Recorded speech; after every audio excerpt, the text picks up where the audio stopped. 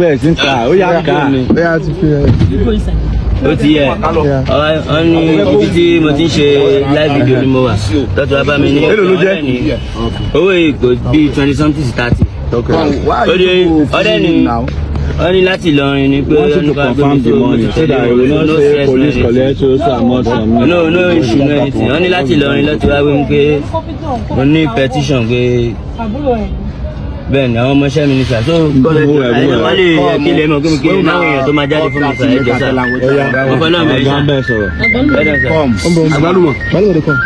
I don't know you from Adam.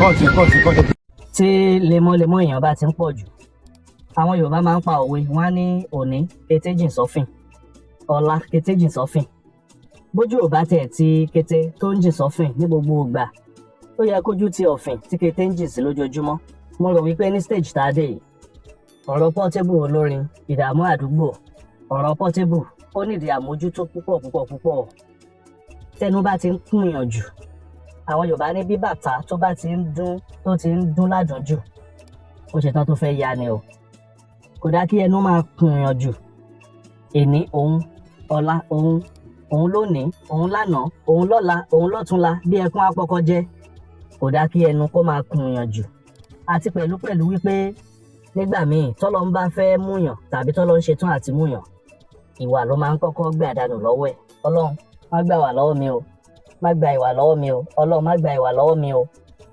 ọ̀rọ̀ Portable ó fẹ́ dàbí ipò tí ń di lemọ́lemọ́ báyìí because kò tí ì pẹ́ tí wọ́n yanjú kan táwọn ọlọ́pàá tí wọ́n ń wá tó lọ sọ̀rẹ́ndà rẹ̀ kò ì pẹ́ tó yanjú ẹ̀ bóyá some weeks lẹ́yìn yẹn ló tún náà gà mọ́ Saheed Osupa ló tún di òun àti Saheed Osupa ìyẹn ló ṣì ń lọ lọ́wọ́.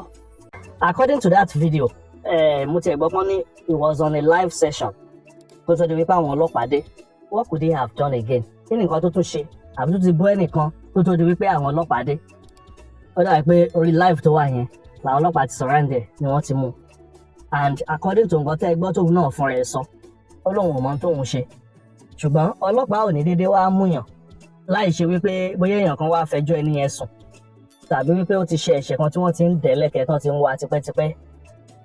mo sọ̀rọ̀ kan ní some days ago nípa ìjọba landẹ̀ nígbà tí issue ìjọba landẹ̀ àti Fúnkẹ́ Akíndélé tó ṣẹlẹ̀ mo sọ wípé nǹkan mẹ́ta kan òun ló ń wọ́ọ̀rì ìjọba landẹ̀ ó dàbí pé difference díẹ̀ ló wà láàrin ìjọba landẹ̀ àti Portable difference díẹ̀ tó wà láàrin wọn ni wípé ìjọba landẹ̀ ń tiẹ̀ kò ń ṣe wọ́n ran wọ̀nran káàkiri every time kò ní jù lénìí kò ní jù lọ́la kò ní jù lọ́túnla bíi ti Portable ṣùgbọ́n almost the same thing ló jọ ń wọ́ọ̀rì àwọn méjèèjì.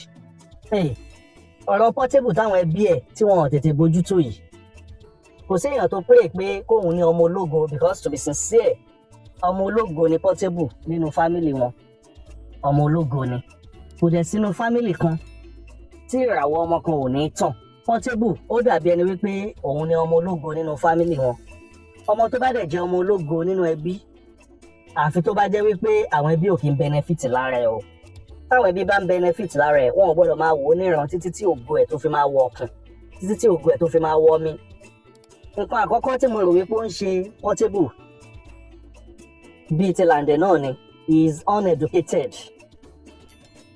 uneducated kò sí nǹkan téèyàn lè dà láyé yìí kò sí you cannot manage fame if you are uneducated yàtọ̀ sí ẹni tó lọ ń bá kàn rán àwọn èèyàn dáadáa tí wọ́n surround ẹ̀ you may be unable to manage fame if you are uneducated you may be unable to manage your wealth if you are uneducated so gbogbo àwọn tó máa ń sọ pé education is a scam torí àwọn kan tí wọn wà educated they are making money through other means so most people are now believing that education is a scam.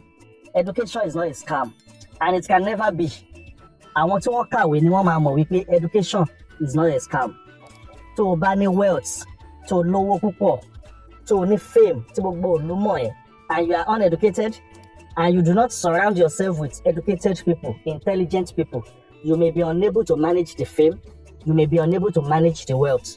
Portable orí platform tó dáa. He was given a good platform by the likes of Olamide, Okoli, and some others. Ó yẹ kó wá maintain platform yẹn nǹkan tí many people wá tí wọ́n rí kò wá tún lè maintain ẹ̀. The fact that he is uneducated ó pẹ̀lú nǹkan tó ń ṣàkóbá fún Portable, ó pẹ̀lú nǹkan tó ń ṣàkóbá fún.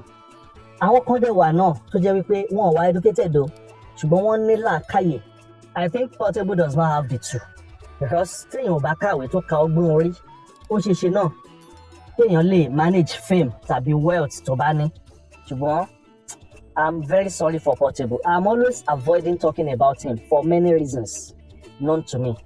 Àwọn family ẹ̀ ṣé àríyàn kankan tó ń benefit lára Portable ni tí wọn ò tètè mójútó rẹ̀. The first thing tó ń ṣe ni wípé kò kàwé. The second thing ẹnu ń já wáyà ní Portable. Ó ti lè sọ̀rọ̀ jù. Téèyàn bá ti lè sọ̀rọ̀ jù débi wípé kò mọ nǹkan kan láà kí ń sọ, kò mọ ibì kan láà tí kí ń sọ̀rọ̀. Irú èèyàn bẹ́ẹ̀ yẹn ni wọ́n máa ń pè ní ẹnu ń já wáyà. Ó dẹ̀ máa ń ṣe àkóbá lọ́pọ̀lọpọ̀ fún yàn. Èèyàn gbọ́dọ̀ lè sọ̀rọ̀ jù. Téèyàn bá ti ń sọ̀rọ̀ jù, èèyàn ní mọ̀gbà tó máa sọ ohun tí ò yẹ kó sọ.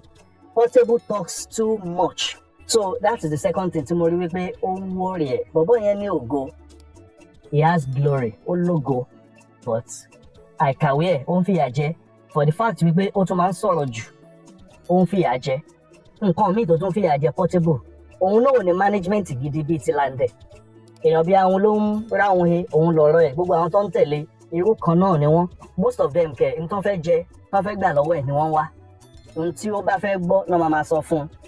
Wọn ò ní sọ òótọ́ ọ̀rọ̀ fún wípé irú nǹkan báyìí má ṣe o, irú nǹkan báyìí ló lè ṣe o, irú ọ̀rọ̀ báyìí má sọ, irú ọ̀rọ̀ báyìí ló lè sọ, irú ẹni báyìí má kọlù, má bá jà, something like that. Kò ní management gidi. Because ó ti ń pọ̀ ju òun kan náà fẹ́ làwọn ọlọ́pàá fẹ́ arrest níjọ́ kan báyìí tí mo wo fídíò yẹn bóyá sometimes last year tó sáré fò fence tó sá lọ. Èèyàn tó bá ti jẹ́ public figure tí gbogbo ayé mọ̀ tí gba ojú mọ̀ kò yẹ kó máa ru àwọn wà bẹ́ẹ̀. So Portable ní alámọ̀ràn kò lálámọ̀ràn. Ó yẹ kó employ a new set of people tí wọ́n máa manage ẹ̀. At least àwọn yẹn á kàwé wọn á ní ọgbọ́n lórí wọn á dẹ̀ ti ní experience nínú iṣẹ́ yìí. I pity him. Although nǹkan tó ṣe fún tẹ́lẹ̀ tán fi wá arrested.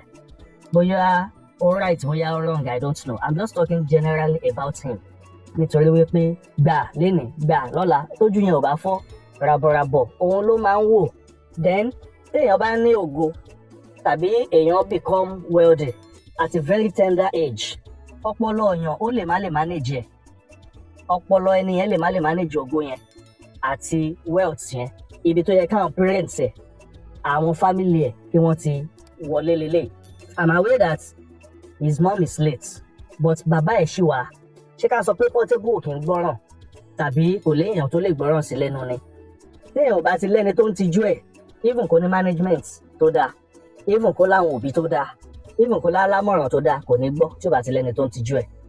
So tó bá jẹ́ wípé kò ń ṣe pé Portable kì í gbọ́ràn, táwọn parents ẹ̀ bá bá a sọ̀rọ̀ ó yẹ kó gbọ́ náà. Ká ní wípé táwọn parents ẹ̀ bá bá a sọ kò wá ń gbọ́, a jẹ́ wípé ọwọ́ ara rẹ̀ ló fi ń ṣe rẹ̀ nìyẹn. Ṣùgbọ́n èmi mọ̀ wípé kò yẹ káwọn parents ẹ̀ máa wò níran, especially the dad tó ṣì wà, kò yẹ kán máa wò níran. Ọmọ ológo ni Portable, tí èèyàn bá nírú ẹnu ẹbí, èèyàn gbọ́dọ̀ gbàdúrà wípé kógo ẹ̀ kó wọ omi tàbí kógo ẹ̀ kó wọ ọ̀kùn. Gbogbo ẹ̀yin tẹ̀ ń jẹ lára Portable, gbogbo ẹ̀yin tẹ̀ ń súnmọ́, ẹ máa ṣàdúrà fún, ẹ máa advice ẹ o. Èmi ò pray wípé kógo ẹ̀ kó wọ mi, mi ò pray kógo ẹ̀ wọ ọ̀kùn, but obviously ibi tọ́rọ̀ Portable ń lọ ẹ̀ ọ̀rọ̀ ẹ̀ ó ní ìdààmójútó. Ọlọ́run á yọ́nú ilé tó tún kó rẹ̀ sí o.